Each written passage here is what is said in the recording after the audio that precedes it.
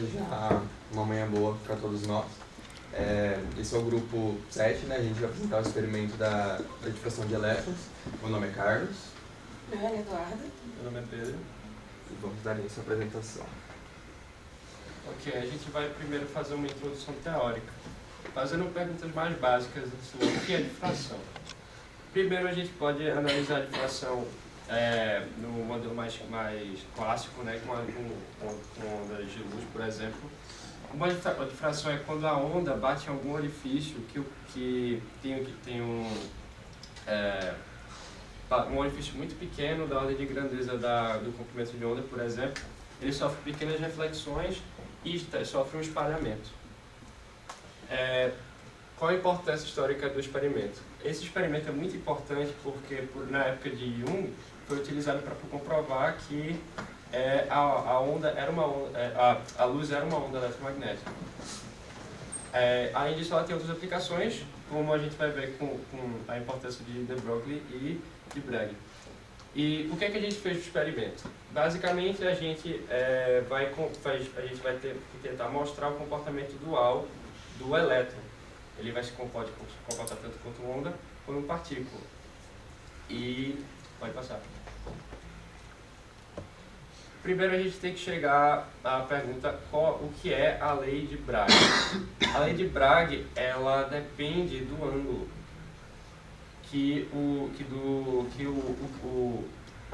objeto que está difratando a luz, que no caso é um cristal, que tem pequenos orifícios, que tem certas distâncias que a gente chamou de D, aqui tem vários Ds, vocês vão ver, e ele tem uma própria angulação, uma pequena angulação. Não dá para ver nessa foto porque ele é como se fosse uma lâmpada, ela meio que fica um pequeno cilindro atrás. Isso aqui é o elétron difratado. Pode passar.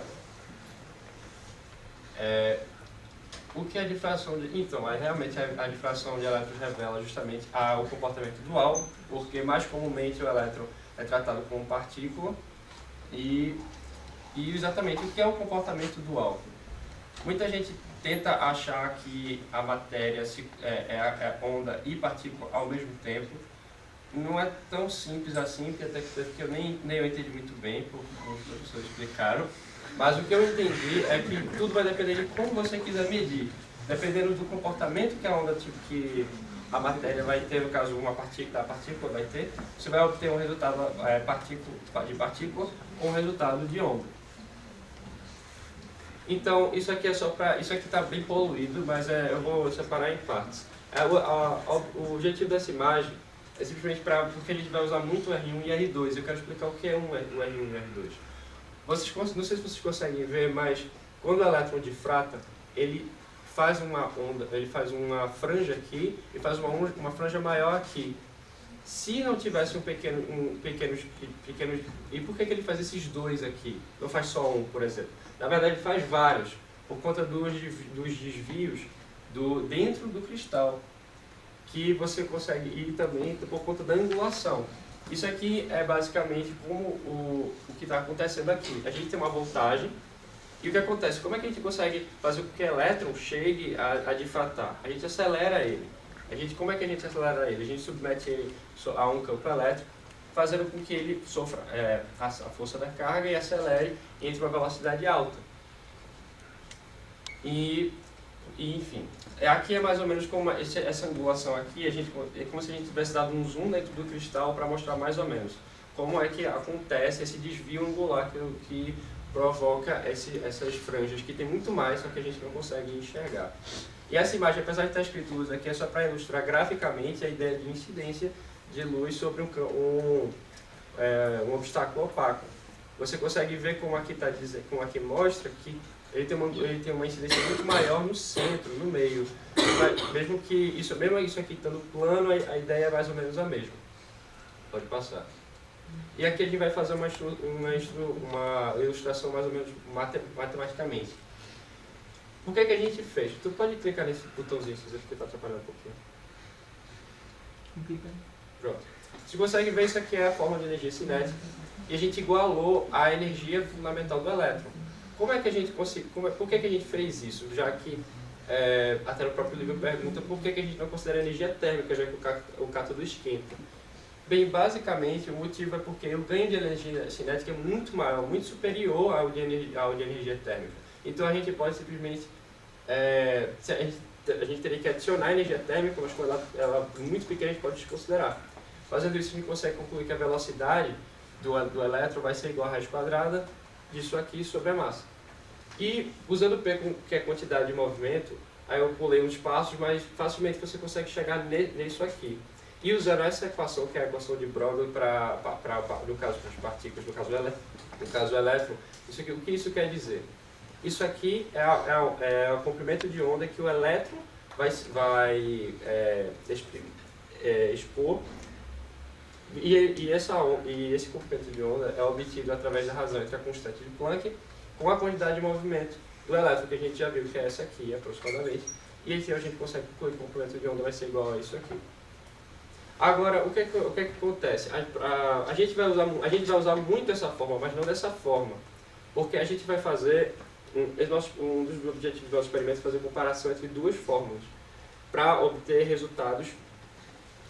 resultados mais precisos. Então, o que a gente fez? Nós usamos valores tabelados e usando a constante de Planck com esse valor, 2 como 2, a massa como esse valor aqui e a carga com 1,6 vezes 19. E a voltagem a gente não sabe. Esse V aqui é de voltagem, ficou minúsculo, mas é voltagem. E isso aqui vai dar aproximadamente raiz de 150 vezes sobre a voltagem, vezes 10 a menos 10. Por que 10 a menos 10? Porque isso aqui está em metro. Se fosse em angstrom, a gente não precisaria botar 10 a menos 10, porque é um valor muito pequeno.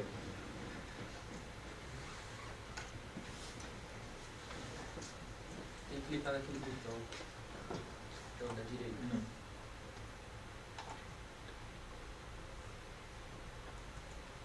Esse primeiro botão.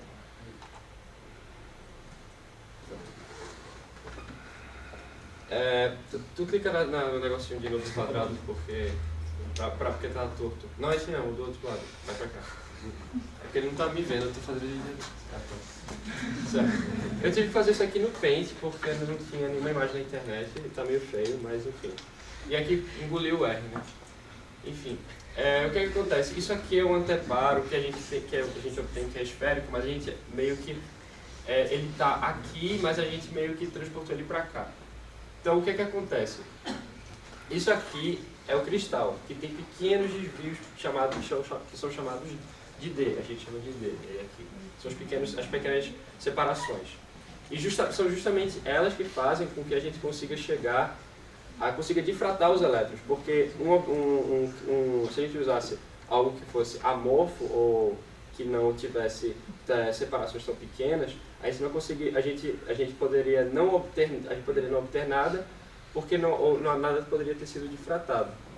Enfim, o que acontece é que com a angulação que a gente vai obter do cristal, a gente consegue perceber que a distância L, que é a distância do cristal para o anteparo, é relacionada com R, que é o raio que a gente vai conseguir obter medindo.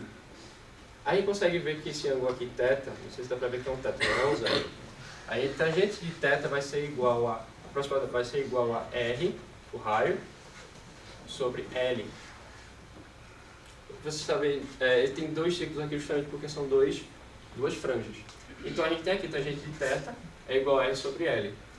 Isso aqui é uma aproximação matemática que se faz bastante para, assim, simplesmente porque é próximo, é só porque os valores são muito próximos, porque o ângulo é pequeno. Então a tangente de θ vai ser aproximadamente igual a 2 vezes o ângulo, que é aproximadamente igual a 2 vezes o seno de θ, porque é pequeno.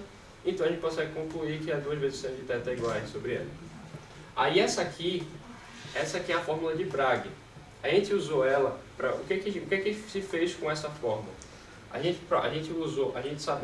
Como a gente sabe que 2 vezes o seno de θ é aproximadamente R sobre L, a gente conseguiu pôr isso aqui e R sobre L aqui, e bota o D para cá, e a gente conseguiu encontrar essa relação.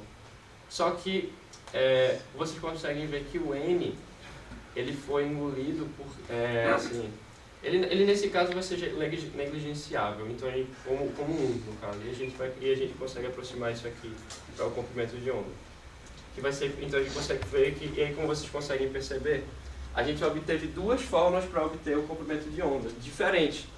Essa aqui é uma fórmula, tem uma origem, essas duas fórmulas têm origem totalmente diferente. Pode ir. Então, o experimento foi basicamente um feixe de elétrons foi criado aqui nesse equipamento e a partir de uma diferença potencial que teve nele ali atrás, e ele foi jogado em direção a um cristal, que o Pedro já falou sobre ele. Esse cristal ele foi difratado e quando ele batia nessa superfície branca, nós poderíamos observar esses elétrons e fazer a medição dos raios no caso. E essa superfície é branca justamente pelo fato de que se ela não fosse, não seria possível nós enxergarmos, porque iria direto, digamos assim.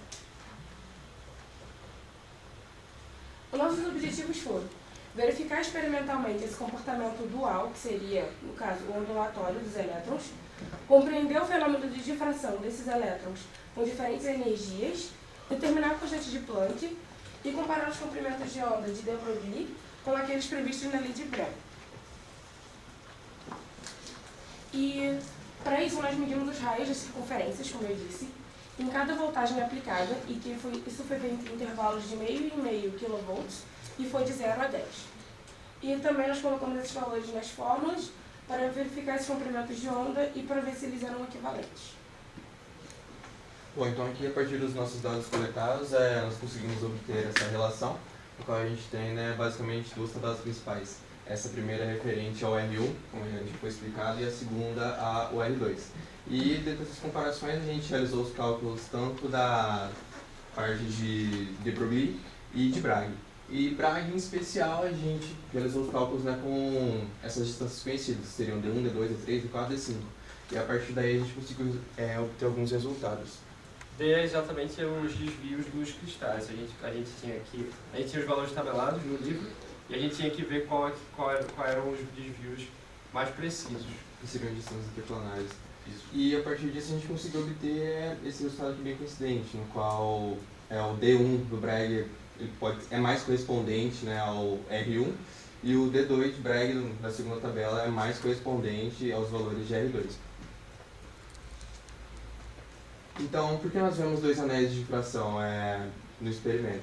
Isso está bastante relacionado à região fluorescente da ampola. Então, se a gente tivesse uma área bem maior, a gente conseguiria verificar mais raios nessa região.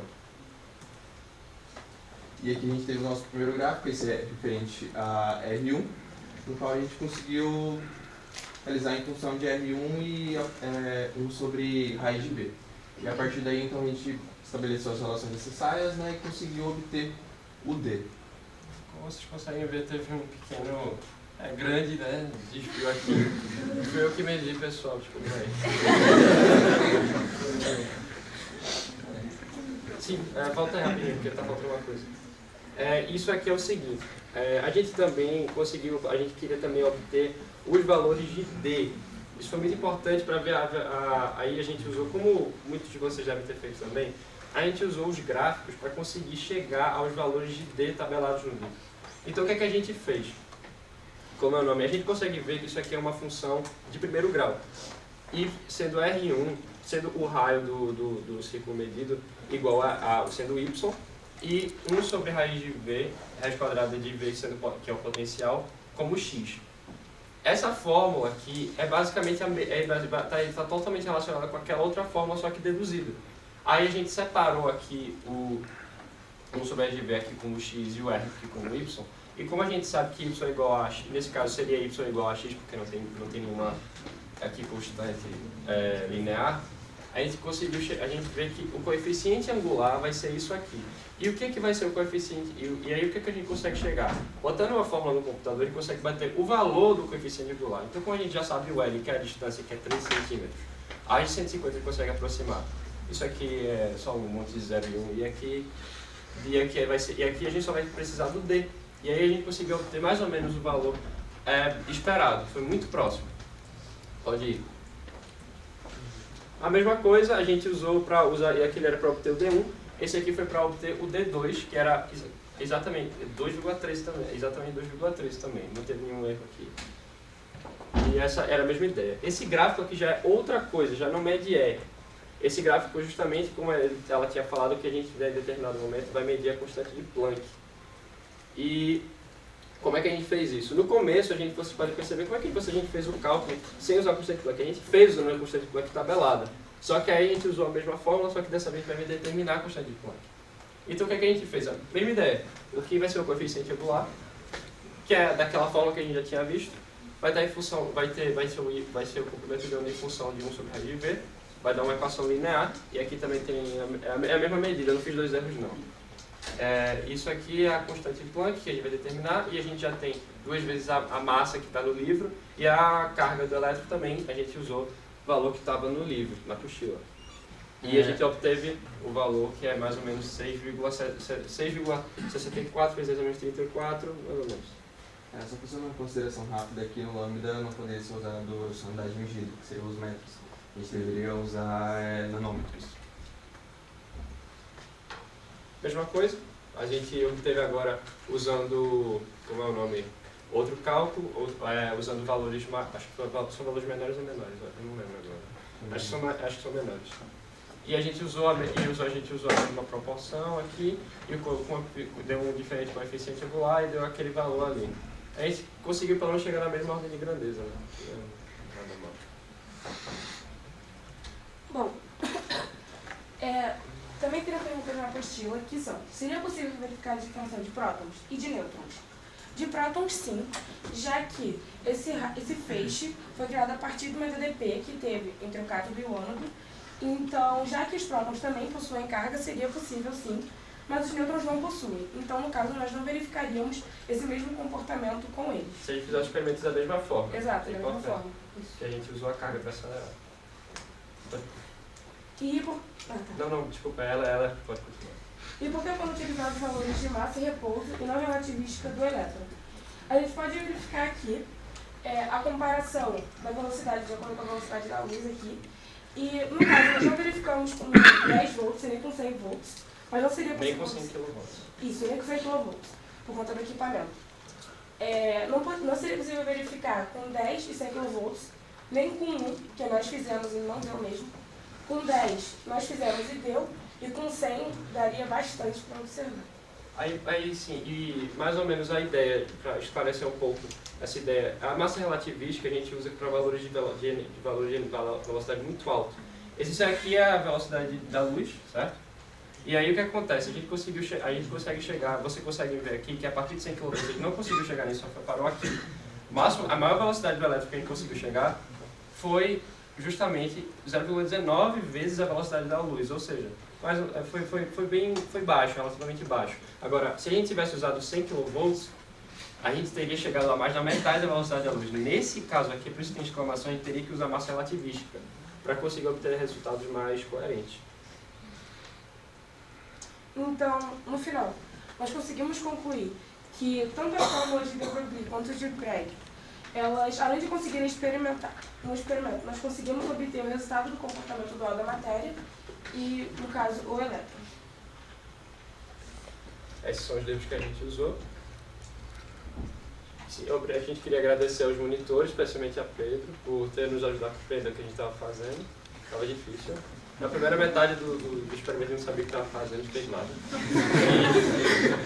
E as bibliotecárias por terem nos ajudado a selecionar os livros adequados, a todos os monitores que podiam nos ajudar quando o Pedro estava ocupado, aos professores por terem nos ensinado o conteúdo teórico experimental. É que eu esqueci de escrever o resto. E a todos os envolvidos, né, na organização do programa. Exatamente, os alunos por terem nos ajudado como puderam. Mesmo de maneira indireta. Isso. É isso.